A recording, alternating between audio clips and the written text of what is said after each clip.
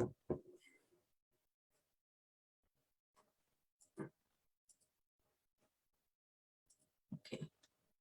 Good morning, everybody. Welcome along to our panel this morning for Glasgow Care Foundation.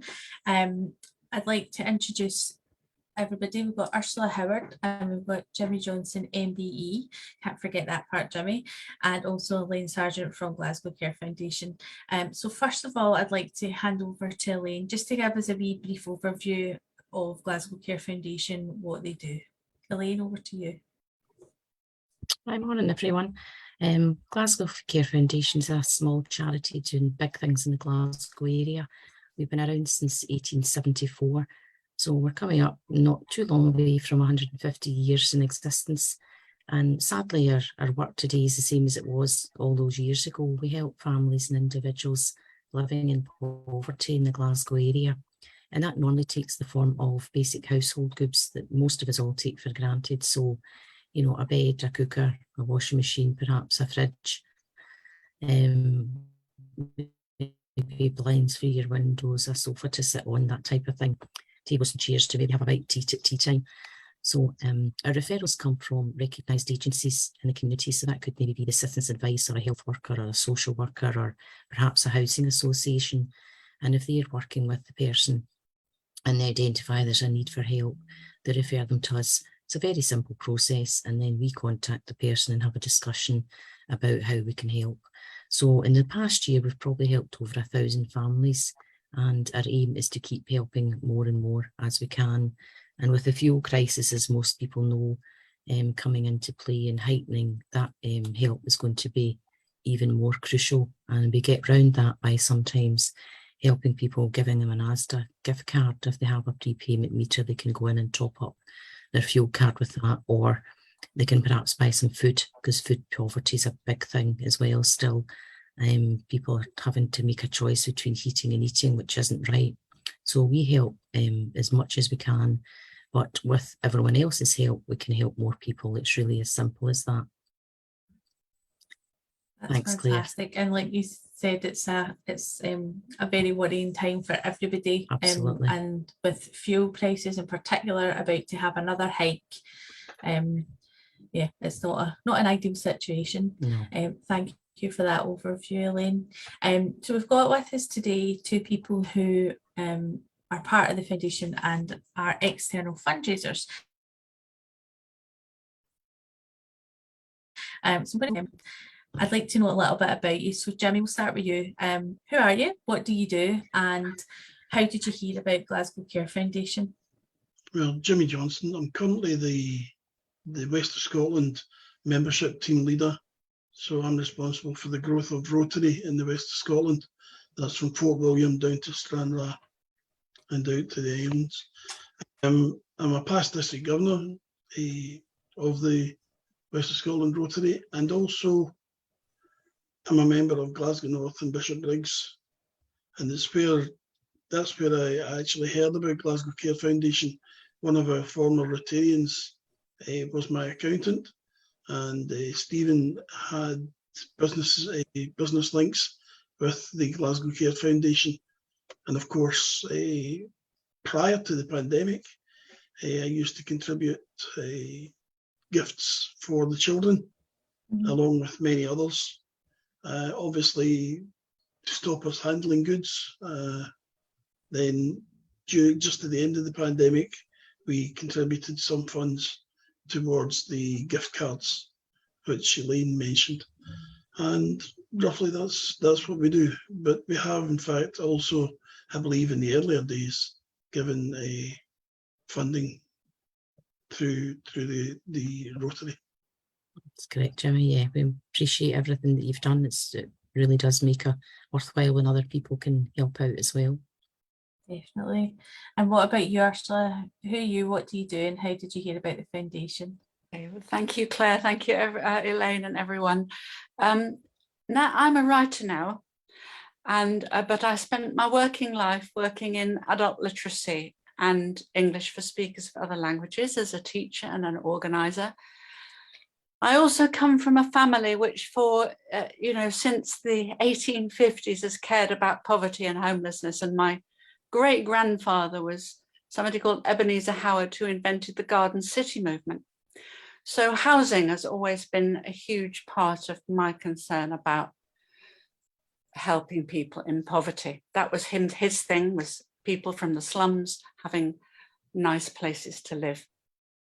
So then a few years ago, I started work on a book about my family, this is the book, and this is my sole contribution to fundraising for the Glasgow Care Foundation. The book's called Bessie Quinn, Survivor Spirit, and Bessie Quinn was my grandmother, who I knew nothing about. She died in the last epidemic, the Spanish flu epidemic of 1919, and her husband was so devastated that he like wiped her from memory.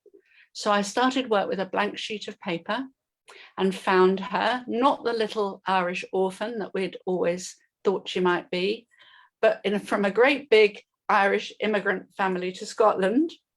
She was the 8th of 10 children. They lived in terrible poverty in all sorts of places, starting in Galashiels, but they ended up in Glasgow in great poverty. Well, not Glasgow, actually, it was Clydebank.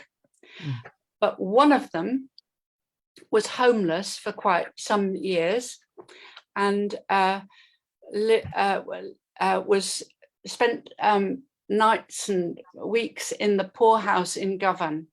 So that was one little link to you. So I began to think I'd like to share anything I earned from this book, which won't be very much, with a charity that could have helped my family, because the time they were really on their uppers was the 1890s, and you'd already been going for 20 years by then. So it just seemed perfect, and you cared about helping people in practical, small ways, but which made a massive difference. So I love that thing about giving washing machines for each small things that really help you get from one weekend to the other. So I contacted Elaine, and she said she'd welcome a connection. So I put the Glasgow Care Foundation in the inside cover of the book. And I can tell you, I shouldn't really say this, but people say it's a cracking good read. And it tells the story of this family who was so lively and spirited, even though they lived in such poverty. So I was thrilled to find the Glasgow Care Foundation. I didn't want to go for a big charity, and I wanted to go for something that had a meaningful connection. So that's my story, really. So I'm busy trying to promote the book, and being associated with the Glasgow Care Foundation means I'm motivated, and I'm hoping to have a reading in the new year. I'm in discussion with the Women's Library in Glasgow, the Glasgow Women's Library, who are interested in doing some kind of book event. So, but obviously the more people who know about it and buy it, the more comes to you. So yeah, that's absolutely fantastic. And that is definitely, obviously, when that's organised, tell us, we'll promote it through our channels as well. And that kind of book is right up my alley, because I love learning about people. I love history of people. I love people's stories. And it's so interesting that you were told one story about your ancestor, and then you find out something completely different, and connections that you didn't know were there. And that's amazing. Like, because the next part of my question was going to be, how are you going to fundraise for the foundation? And you've answered that question beautifully, so thank you for that. And it's so nice. It's like a completely different avenue from things that we normally get, and it's really, really lovely to hear. And I will definitely buy a copy of it, so you need to send us your link so we can share that out as well. So thank you very much for that. Jimmy, how about you? What have you done? What are you planning to do? What's your ideas, and how did you come up with the ideas? Well, I alluded to what we were doing previously. Rotary exists simply to do good in the community. You were all volunteers, community service volunteers, and obviously Glasgow Care Foundation is one of the small local charities, And if you don't mind, I'll do a wee plug for other things that happened in Rotary. In 1980, in the early 1980s, Rotary promised all the children in the world that they would eradicate polio. And we are so close to eradicating polio. It saddens me that just a couple of weeks ago, they found polio again in London. Mm-hmm. But there were only 2 countries which have got a pandemic, that are still endemic, and that's Afghanistan and Pakistan, simply because of the conflict. But it lets us see that an outbreak is only a plane ride away. So in the past, as I said, what we've done in the past is, because we're community service volunteers, then we try and arrange either local fundraising events and or if we have any funding towards the end of our financial year, then we disperse that to several small charities. And that's what's happened in the past. We will probably continue along that line, but because I'm responsible for growing Rotary, I'll be putting out the fact that one of our major targets and aims is to support not just large international events, but also local charities. And Glasgow Care Foundation is going to be one of the ones I'll mention to the Rotarians in the west of Scotland. Really appreciate that, Jimmy. Thanks so much. That's great. And also, you've obviously had a lot of success in the past with different initiatives and things that the Rotary have done. So well done for that. And it's great that it's still going and still targeting different causes. So thank you. The numbers have dropped quite considerably though. Yeah. Has the pandemic had an impact on that, or is it just kind of across the board? Most certainly the pandemic, because historically there's a lot of elderly Rotarians, and many of them, when the meetings stopped, then they found it difficult. Obviously, not many of them. I would say, let's just say 50%, and that's me. I think I'm being generous. Are happy to sit and speak on Zoom, but or other platforms. But it's difficult for them if they're not technologically literate. We do have a lot of younger Rotarians, 20s, 30s and 40s, and they're the folk that are keeping it going. But they've also got responsibilities, family responsibilities to look after the children, or work responsibilities. The good thing about the pandemic, I suppose, is that people got used to the idea of working remotely, therefore communicating on these panels or the platforms has made it beneficial for us to attract the younger participants.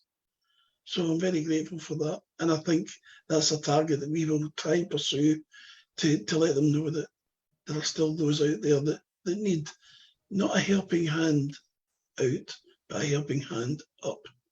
Yeah, and it's interesting, isn't it, that I think obviously, I feel like I've blinked and missed the last 2 years, because obviously, like, every time I say, oh, last year, and I thought, no, that's actually 2019, because the pandemic has had such an impact, but you don't think of it having an impact on things like that. Like if there's a group of fundraisers who maybe don't have access to technology the way some other people do, then that's going to have a massive impact on how they move forward and they fundraise in the future. And then that has a knock-on effect to the other charities that then benefit from their fundraising. It's very, I suppose it's really, it's heartbreaking, isn't it? Yeah.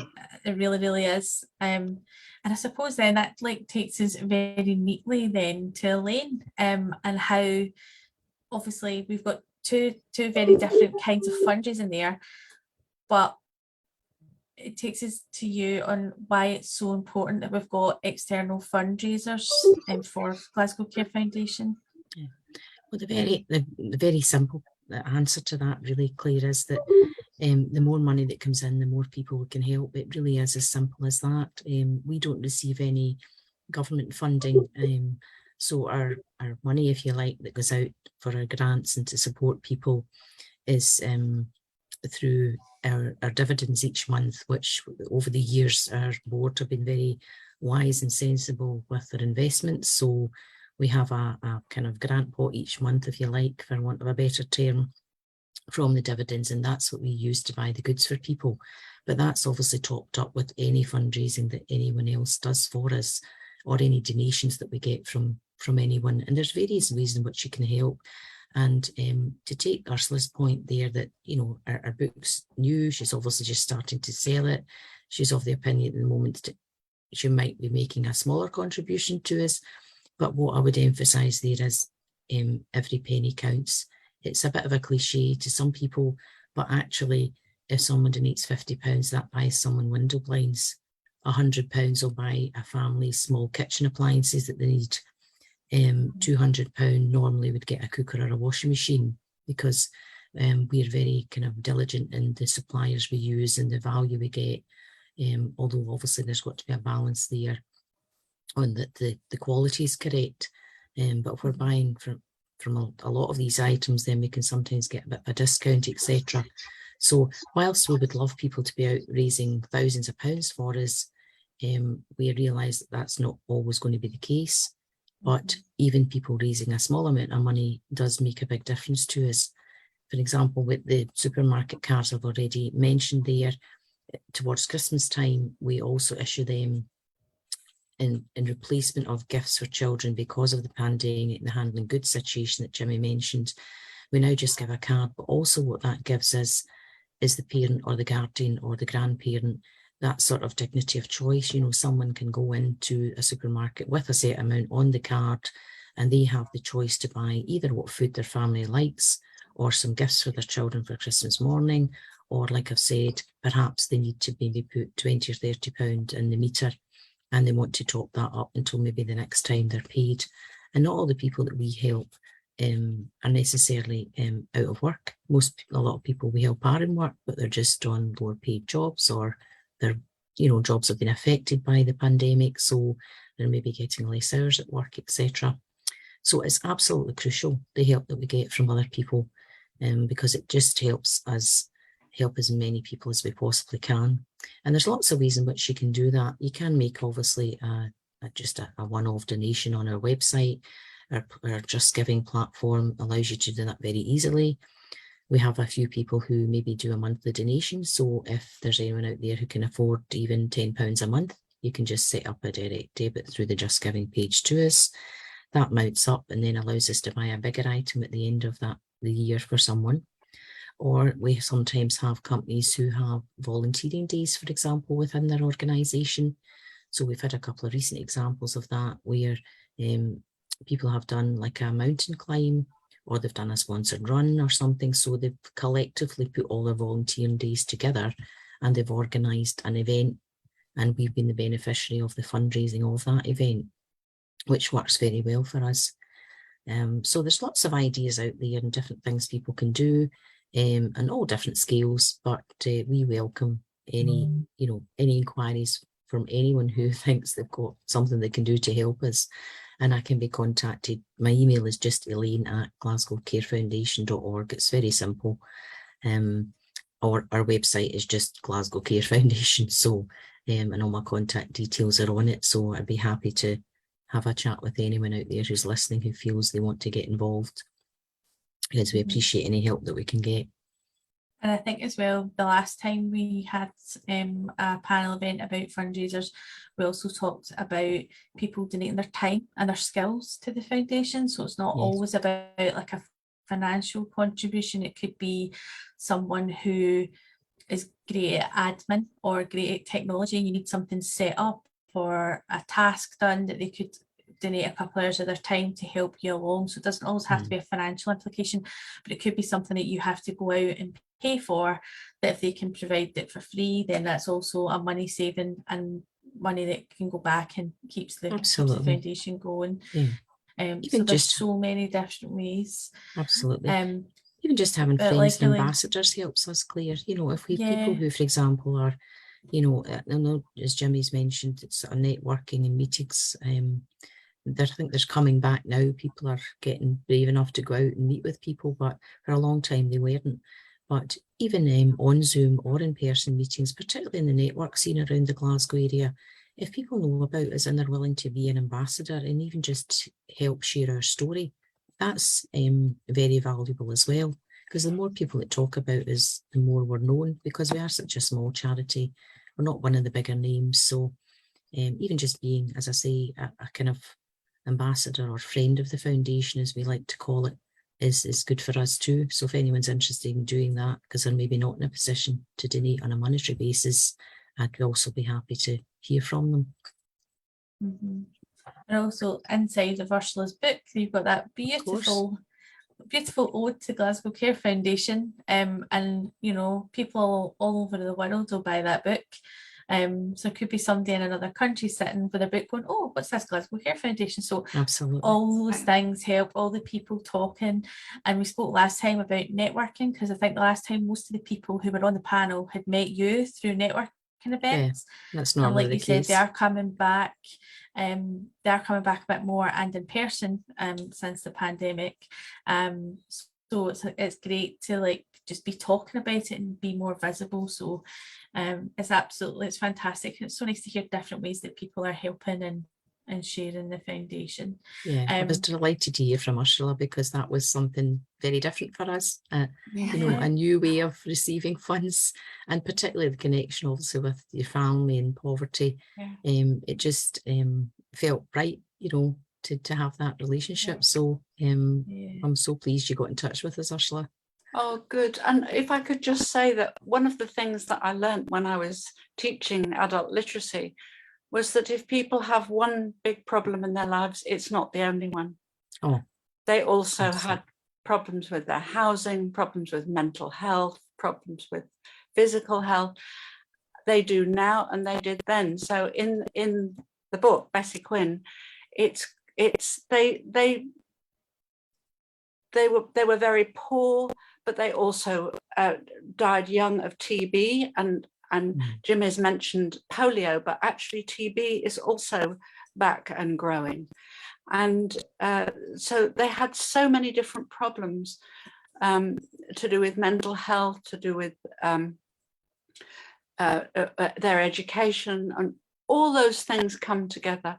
And if the Glasgow Care Foundation is so small and focused as it is, that's so valuable, because everybody knows what you do. And then if other people can contribute to what you do with their skills, then you're kind of growing what you do around you through working with other organizations or through volunteer skills or whatever. And that's vital, because these are whole people. These are people with multiple problems, but also lots to give. Yeah. I think that's what we need to remember, that is our core focus, is helping families and individuals in poverty. And, you know, people can argue the point, well, there's poverty and there's relative poverty, what type of poverty, but really we help anyone in that position.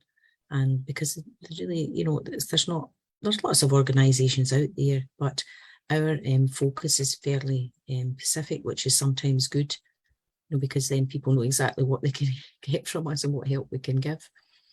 Exactly. It's so easy to tell people what you do, because it's so clear and focused. And that really helps when you're talking, you know, to outsiders who don't know about it, don't maybe even know about Glasgow very much.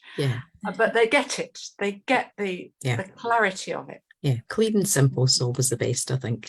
Yeah, absolutely. Could I just add, Elaine mentioned about food poverty, and it's quite strange listening to Ursula and the book and the contributions that are going to be going. And again, bringing it back to Elaine and networking, a friend of mine who's, let's just say, he's well-to-do, opened his heart and said, I'm really broken, Jimmy, about the fact that food banks don't have enough resources to hand out. And I said that was a result of the fact that so many people who were in low paying jobs when the pandemic struck had to turn to the food bank, and they're still turning to the food bank. Therefore, you've got less people who were contributing, but more people actually, you know, seeking support. And the great thing is, with the Glasgow Care Foundation, they are actually in on the doorstep. They know where the need is greatest. Yeah. And that, that's what, pleases me. So my wee suggestion, and this is only a suggestion, there's a number of network events in Elaine, that I've seen you at a couple, and I go and I do my best to promote Rotary when I go to these events. I wear a high-vis waistcoat. These days ask me about Rotary. I'm actually wearing my polo shirt. But I'm just wondering, it would be worthwhile if, we passed on some of the information about the Business Journey Network, the Glasgow Business Club, and other similar networks to Ursula, and she could go along as an author and also promote her book. And Absolutely. that gives her access, to a wider audience. If Ursula's happy with that, then a great Sounds like idea. a brilliant idea. And that's again, it's like, everybody's coming from different areas. We're in physically different areas, but we're all pulling together for the same thing. And it's raising awareness, raising funds, and doing whatever we can, whatever our part is for the foundation to help the families in Glasgow. And yeah, thank you very much thank you for your contributions. Thank you for coming and talking to us about it today as well.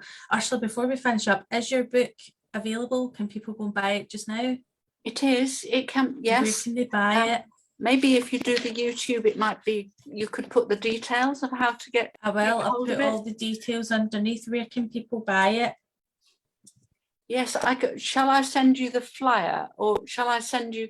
Elaine's got a copy of the book, but how should I best get the details to you of how to buy it? What I'll do is I'll get the links to where people can go and buy it, and I'll put the links underneath the YouTube, and I'll put it in the Glasgow Care Foundation social medias as well, so that people can go and buy it and support it.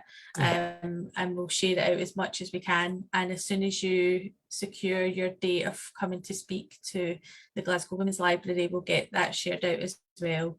And I'll be there with bells on, because like I said, that's right up my street. So thank you very, very much thank you so much for your time today. And again, thank you, Elaine, for having the panel to talk about. Oh, it's my pleasure. Foundation. Thanks to all of you for all your support. Thank you.